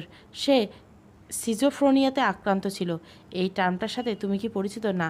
সিজোফ্রেনিয়া এক ধরনের মানসিক রোগ যার ফলাফল ভীষণ ভয়ঙ্কর। রোগীর মনে হয় তার আশেপাশের মানুষ তাকে মেরে ফেলবে, খাবারে বিষ মিশিয়ে দিবে বা কোনো ক্ষতি করবে। এ রোগে আক্রান্ত ব্যক্তিরা অডিটরি হ্যালোসিনেশন হয়, গায়েবী আওয়াজ শুনতে পায়। একটা পর্যায়ে সে তার ভারসাম্য হারিয়ে ফেলবে এবং সুইসাইড করবে। সাব্বির কি মনে হতো? সাব্বির মাত্রাতিরিক্ত অডিটরি হ্যালোসিনেশনে হতো। তার সমসময় মনে হতো কেউ একজন ছাদ থেকে লাফ দিতে বলছে। যদি ছাদ থেকে লাফ না দেয় তাহলে তার পরিবারে কারো না কারো ক্ষতি করে দেবে। নিরুপমা চোখ বড় বড় করলো। কি ভয়ঙ্কর! ভয়ঙ্কর তো পড়ে একই সাথে বেদনাদায়ক। আচ্ছা অমিত, মানসিক ভারসাম্য ভোগা এসব রোগীদের ক্রাইমের সাথে জড়িত থাকাটা তো অস্বাভাবিক নয়, তাই না? মোটেও না। সিজোফ্রেনিয়াতে আক্রান্ত ব্যক্তিরা নিজেদের বাঁচাতে অনেক সময় অন্যকে খুন করে বসে। তুমি অমরজিতের কথা শুনেছ? না তো, সে কে? খুদে সিরিয়াল কিলার। বিশ্বের সর্বকনিষ্ঠ সিরিয়াল কিলারের ট্যাগ তার শরীরে লাগানো। সর্বপ্রথম খুন করেছে 7 বছর বয়সে নিজের চাচাতো বোনকে খুন করেছে, এরপর আরও 2টি খুন। নিজের 8 মাস বয়সী ছোট বোনকেও খুন করেছে অমরজিৎ। এত ছোট বয়সে এতগুলো খুন? হ্যাঁ, কারণ সে মানসিক রোগে ভুগছিল। রোগটির নাম কন্ডাক্ট ডিসঅর্ডার। এ রোগে ভোগা মানসিক রোগীদের অন্যকে কষ্ট দিয়ে আনন্দ পায়। অমিত, পূর্বে ঘটে যাওয়া কোনো ঘটনার ফলে মানসিক রোগে ভোগার সম্ভাবনা ঠিক কতখানি? সম্ভাবনা বিস্তৃত। ছোটোবেলায় ঘটে যাওয়া কোনো ঘটনা অনেক সময় মানসিক রোগের বীজ হিসাবে কাজ করে। সময় বাড়ার সাথে সাথে সেই বীজ থেকে চারাগাছ জন্মে। ধীরে ধীরে তা বড় হয়ে একসময় ডালপালা মেলে রোগীকে কাবু করে ফেলে। এমন সময় উচ্চ শব্দে মোবাইলের রিংটন বেজে উঠল। নিরুপমা মোবাইলের স্ক্রিনে জাফরের নাম দেখে দ্রুত রিসিভ করলো। হ্যালো জাফর, কোনো খবর পেলেন? ম্যাডাম, আপনার সন্দেহ সত্যি। নিরুপমার চোখে মুখে বিজয়ের ছাপ স্পষ্ট। সে বলল, ঠিক আছে, আজ রাতে আমি আমাদের পরবর্তী প্ল্যানের কথা তোমাকে জানাবো। নিরুপমা ফোন রেখে অমিতকে বলল, আই নিড ইউর হেল্প। আমি একটা কেস নিয়ে কাজ করছি। শাপলা নামে 7 বছরের একটা বাচ্চার খুন হয়েছে। রহস্য উন্মোচন করার আগে দ্বিতীয় খুন হয়েছে। খুন করার পর মেয়েটিকে রেপ করা হয়েছে। খুনি অবশ্য তৃতীয় খুন করার উদ্দেশ্যে অষ্টপ্রহর ফোঁসফোঁস করে ঘুরে বেড়াচ্ছে চারিদিকে। আমি ইনভেস্টিগেশন করে যতটুকু সংগ্রহ করেছি তা তোমার সাথে শেয়ার করতে চাই। তুমি শুধু সম্ভাবনা আর হার আমাকে জানাবে। অমিত সাই জানালো। নির্বমা বলতে শুরু করলো, রাতে কষা মুরগি দিয়ে ভাত খেতে খেতে ইন্দ্রজিৎ বলল, নীরু, রান্না মজা হয়েছে তাই নাকি? হ্যাঁ, মশলা লবণ একদম সব পরিমাণে হয়েছে। নিরুপমা হাসলো, মুখে কিছু বলল না। নিরুপমা বেশ উৎফুল্ল দেখাচ্ছে আজ। কী হয়েছে বলো তো? আগে আমার একটা প্রশ্নের উত্তর দাও। কী প্রশ্ন? ক্রাইম জেনারেশন পাস করার পসিবিলিটি কেমন? দেখো, এই বিষয়টা কন্ট্রোভার্সাল। স্কলারদের মতে জেনারেশন ক্রাইম পাস হয়। যেমন ইউএসসিতে এমন একটা পরিবার ছিল, 20 থেকে 30 জন করে একই ক্রাইমের সাথে যুক্ত ছিল তারা। সঠিক সংখ্যাটা মনে নেই। ক্রাইম করার জন্য পরিবেশও অবশ্য দায়ী। সেটা তো অবশ্যই। Society, environment, climates, geographical location সবই কিন্তু ক্রাইমের জন্য দায়ী। বাংলাদেশের ক্রাইমগুলোর পেছনে একটা ভাইটাল কারণ কি জানো? দরিদ্রতা। এটা তো আছে, তবে আরেকটি ভাইটাল কারণ হচ্ছে ওয়েদার। কনকনে ঠান্ডা বা তপ্তপে গরমে অফেন্ডাররা খুব একটা সুবিধা করতে পারে না। বাংলাদেশ, ইন্ডিয়া, পাকিস্তান এগুলো সাউথ এশিয়ান কান্ট্রিগুলোতে ওয়েদার ক্রাইম কমিট করার অন্যতম কারণ। Interesting, I know, right? তবে তুমি কি সেটা বললে ক্রাইম জেনারেশন টু জেনারেশন বিস্তৃতি লাভ করবে? এর জের ধরে ইউএসএ সুপ্রিম কোর্টে কোনো এক কালে ক্রিমিনালের বংশধরের ব্যবস্থা করছিল। তবে এই সিদ্ধান্ত বেশি দিন বহাল রাখতে পারেনি, কারণ সিদ্ধান্ত হিউম্যান রাইটসকে ভায়োলেট করা। বুঝলাম ইন্দ্র, শাপলার কেসের শেষ সীমানায় পৌঁছে গেছি আমি। খুব শীঘ্রই খুনি শীঘ্রই ধরা পড়বে। কি বলছে এসব? হ্যাঁ, রেপিস ধরা পড়েছে। কি? হ্যাঁ, এখন ওই আমাদের সাহায্য করবে, খুনির দোরগোড়ায় পৌঁছে দিতে। ইন্দ্রজিৎ বহুদিন পর নিরুপমা হাস্যোজ্জ্বল চেহারা দেখতে পেল। সন্ধ্যা থেকে ঝিরিঝিরি বৃষ্টি হচ্ছে। নিরুপমা কথা মতো সকল কনস্টেবল বিদায় দিয়ে দেওয়া হয়েছে। গ্রামের কোনো পুলিশের গাড়ি রইল না। ডাক্তার অমিত, ইন্দ্রজিৎ, জাফর, নিরুপমা, এ 4 জন শুধু রয়ে গেল। নিরুপমা জাফরের দিকে তাকিয়ে বলল, জাফর, আপনি অমিতকে নিয়ে আপনাদের গন্তব্যস্থলে চলে যান। আমি আর ইন্দ্র এদিকটা রক্ষা করছি। ঠিক আছে ম্যাডাম। জাফর অমিতকে নিয়ে চলে গেল। নিরুপমা আর ইন্দ্র একটি গাছের পিছনে লুকিয়ে রইল। ঘড়িতে তখন 9:30 বাজে। সামাদ সাহেব তার মেয়েকে ডাক দিল, ও পারুল। পারুল? জি আব্বা।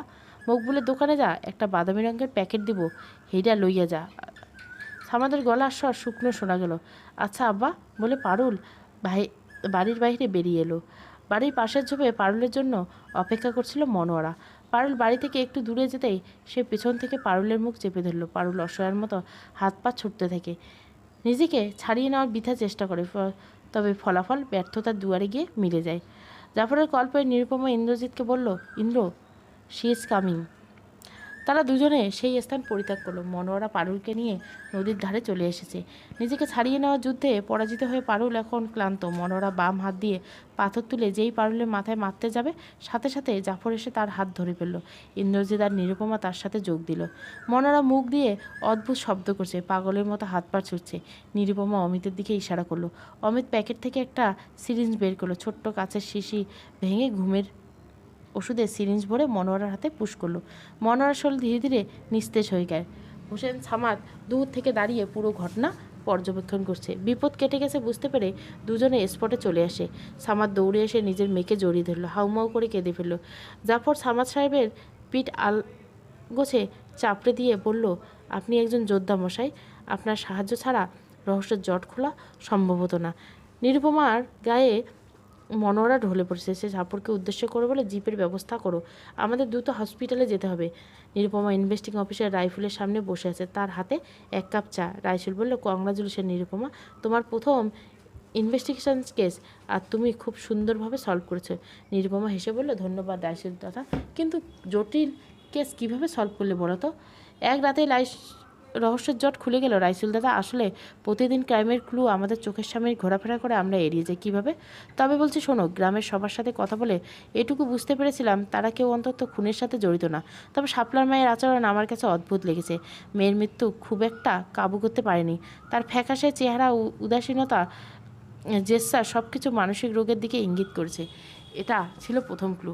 সে সময় সন্দেহ অনেকের দিকে যায়, তাই এটা ক্লুটা এড়িয়ে যায়। দ্বিতীয় ক্লু হলো মনোয়ারা বেগম বাঁহাতি। তাকে আমি সবসময় বাঁ হাতে কাজ করতে দেখেছি। ভিকটিম দুজনকে পাথর দিয়ে মারা হয়েছে এবং সেই পাথরের অবস্থান ছিল বডির ডান দিকে। আমরা যখন বাঁ হাত দিয়ে কোনো বস্তু ছুঁড়ি, সেটি ডান দিকে গিয়ে পড়ে, আর ডান দিক দিয়ে কিছু ছুঁড়লে বাঁ দিকে গিয়ে পড়ে। সন্দেহ আরও বেশি পোক্ত হলো যখন জাফরকে মনোয়ারার বাড়িতে খোঁজ নিতে পাঠালাম আর অজানা তথ্য জানতে পারলাম। রাইসু জিজ্ঞাসা করলো, কী তথ্য? মনোয়ারা ছোটোবেলায় ধর্ষণের শিকার হয়েছিল। ও মাই গুডনেস, কী বলছো? এর কোনো বিচার হয়নি, কারণ ধর্ষক ছিল গ্রামের মাতব্বরের আমবাগানের মালিক। মনোয়ারার বাবার হাতে কিছু টাকা গুঁজে দিয়ে পুরো বিষয়টিকে মাটিচাপা দিয়ে ফেলা। মনোয়ারার অতীতের সাথে কেসের কোনো ক্লু ভেবেই তার সম্পর্কে খোঁজ নিতে বলি। মনোয়ারার মানসিক সমস্যার বিষয়টি নিয়ে আমার বন্ধু ডাক্তার অমিতের সাথে কথা বলি। ইনভেস্টিগেশনের ফলাফলে যা পাই তা অনেকটা এরকম। অতীতে ট্রমা না থাকা কাটার ফলে একটা অদ্ভুত মানসিক রোগ মনোয়ারার মাঝে জন্মায়, ডিআইডি, অর্থাৎ ডিসোসিয়েটিভ আইডেন্টিটি ডিসঅর্ডার। এর লক্ষণ প্রকাশ পায় তার মেয়ে শাপলা মকবুলের কাছে সেক্সুয়াল অ্যাসল্টের শিকার হওয়ার পর। মনোয়ারা বিবাহিত জীবন সুখের ছিল না, অতীতের সেই ভয়ঙ্কর ঘটনা ভুলতে পারছিল না। মেয়ে অ্যাসল্টের শিকার হওয়ার পর তার মনে হতে থাকে শাপলাও ধর্ষণের শিকার হতে পারে, তার মেয়ের জীবনটা তার মতো কষ্টের হতে পারে, তাই থেকে মেরে ফেলাই উত্তম। শুধু তাই নয়, মনোয়ারা এভাবে চিন্তা করতে থাকে যে শাপলার বয়সে সবাইকেই মেরে ফেলা উচিত, যাতে তারা কেউ সেক্সুয়াল অ্যাসল্টের শিকার না হয়। যার ফলস্বরূপ আমরা গ্রামে দ্বিতীয় এবং অর্থাৎ ডিনার মার্ডার হতে দেখেছি। পারুলের বয়স যেহেতু কাছাকাছি ছিল, তাই আমরা বুঝতে পেরেছিলাম নেক্সট টার্গেট সেই হবে। সামাদ সাহেবের সাথে এ বিষয়ে কথা বললে জাফরকে পাঠাই, তাকে আমাদের প্ল্যান সম্পর্কে বিস্তারিত বলি। পারুলকে নকল টার্গেট হিসেবে মনোয়ারার সামনে রাখতে চাই। প্রথমে রাজি না হলেও পরবর্তী সামাদ সাহেব রাজি হয়ে যায়। সেদিন রাতে ইচ্ছে করেই হোসেন সাহেব বাসায় যান সামাদ, এবং মনোয়ারাকে শুনিয়ে শুনিয়ে একটু গুরুত্বপূর্ণ প্যাকেট মকবুলের দোকানে ফেলে এসেছেন তিনি। বাতের ব্যথার কারণে তিনি আর আজ রাতে বাজারে যাবেন না, এটি আনতে পারুলকে পাঠাবেন। বৃষ্টি ভেজা সন্ধ্যায় ছিল পুলিশের গাড়ি, কনস্টেবল কিছুই ছিল না গ্রামে। ক্রাইম কমিট করার মতো আর একটি সুযোগ দ্বিতীয়টি পেতেন না মনোয়ারা। জাফর অবশ্য আমার বন্ধু অমিতকে নিয়ে প্রথম থেকে নজর রেখেছিল মনোয়ারার উপর। তবে সেই সাদা শাড়ি পরা অবয়বটি, মনোয়ারা বেগম বাড়ি সার্চ করে সেই সাদা শাড়ি পাওয়া গেছে। ধারণা করা গেছে নিজের পরিচয় গোপন রাখতে এবং গ্রামের মানুষদের মনে ভ্রান্ত ধারণা তৈরি করার জন্য সাদা শাড়ি পরে ঘুরে বেড়াতেন। ডিফেন্স মেকানিজম হিসাবে ব্যবহার করতেন। ডিআইডির জন্য মানুষের পার্সোনালিটি চেঞ্জ হয়ে যায়, বুদ্ধি তো আর কমে যায় না। কথাটি বলে নিরুপমা হেসে উঠল। রাইসুলে হাসলেন, তবে নিরুপমা রিনাকে তো রেপ করা হয়েছিল। নিরুপমা দীর্ঘশ্বাস ফেলে বলল, মকবুল ওকে কীভাবে ধরলেন? সেক্ষেত্রে আমার ভগবানই আমাকে সাহায্য করেছে, আমার একটু খাটতে হয়নি। আমার বাসায় কদিন আগে একটি নোংরা চিঠি এসেছিল। সেই চিঠি আমার গ্রামে এক গ্যাফিলজির বন্ধুর কাছে পাঠাই। সে হ্যান্ডরাইটিং অ্যানালিসিস এক্সপার্ট, হাত লেখা দেখে ক্রিমিনালের টেন্ডেন্সির কথা বলতে পারেন। তার পরামর্শ নিয়ে একটি সার্ভে করিয়ে ফেলি, গ্রামের কতজন মানুষ লিখতে বা পড়তে পারে তার উপর। খুব কম সংখ্যায় মানুষ খুঁজে পেয়েছিলাম যারা নিজের নাম লিখতে পারেন। এর মাঝে মকবুল ছিল, আর তার পূর্বের কর্মকাণ্ডের জন্য সন্দেহ জেঁকে বসে। পুলিশের বেতের কয়েক ঘা পিঠে বসতে চিঠির কথা উগলে দেয়, সাথে রিনার বিষয়টি। রাইসুল হেসে বলল, তোমার প্রথম কেসটার কতটা ইন্টারেস্টিং দেখেছো নীরু? আর কত সুন্দর করে তুমি কেসটা সলভ করেছো। সবই ভগবানের আশীর্বাদ। এখন দেখা যাক মনোয়ারা আর মকবুলে কী হয়। নিরুপমা হেসে হেসে বলল, চাটা ঠান্ডা হয়ে গেছে রাইসুলদা, আর এক কাপ আগুন গরম চা পাওয়া যাবে কি? নিরুপমা ইন্দ্রজির বারান্দায় পাতলা চাদর জড়িয়ে বসে আছে। নিরুপমা জিজ্ঞাসা করলো, আচ্ছা ইন্দ্র, মনোয়ারা আর মকবুলের কী শাস্তি হতে পারে? হয়তো বছর কয়েক ইমপ্রিজনমেন্ট। মকবুল এবং মনোয়ারা দুজনে মানসিক রোগী, তবে এই অজুহাতে ক্রিমিনালরা পানিশমেন্ট এড়িয়ে যেতে পারে না, শাস্তি সবার প্রাপ্য। ইন্দ্রজিৎ বউকে জড়িয়ে ধরে বলল, মন খারাপ? মনোয়ারার জন্য মন খারাপ লাগছে। একজন মেয়ে কতটুকু আঘাত পেয়ে এ রোগে আক্রান্ত হয়, তার মনে হয়েছে মরে গেলে মেয়েগুলো বেঁচে যাবে। শাপলার গল্পে মনোয়ারা ভিলেন হলেও তার নিজের গল্পে সে হিরো। ইন্দ্রজিৎ আদুরে গেলে বলল, ঠিক বলছো, আর আমার জীবনের গল্পে তুমি হিরো। নিরুপমা হাসলো। ইন্দ্রজিৎ বলল, এই নিরু, একটা গান শোনো না। নিরুপমা গলা ছেড়ে গান ধরলো, প্রাণ ভরিয়ে তৃষা হরিয়ে মোরে আরও আরও আরও দেওয়া প্রাণ। এখনও জোনাকি পোকার দিন নয়, তবু কোথা থেকে দুটো জোনাকি পোকা নিরুপমাদের বাড়ির বারান্দায় উঠতে লাগলো। নিরুপমা ভাবলো, শাপলা আর রিনাই বুঝি জোনাকি হয়ে উঠছে। সমাপ্ত। শাপলার মৃত্যু। গল্পটা ভালো লাগলে অবশ্যই লাইক, শেয়ার এবং সাবস্ক্রাইব করবেন। Thank you for watching.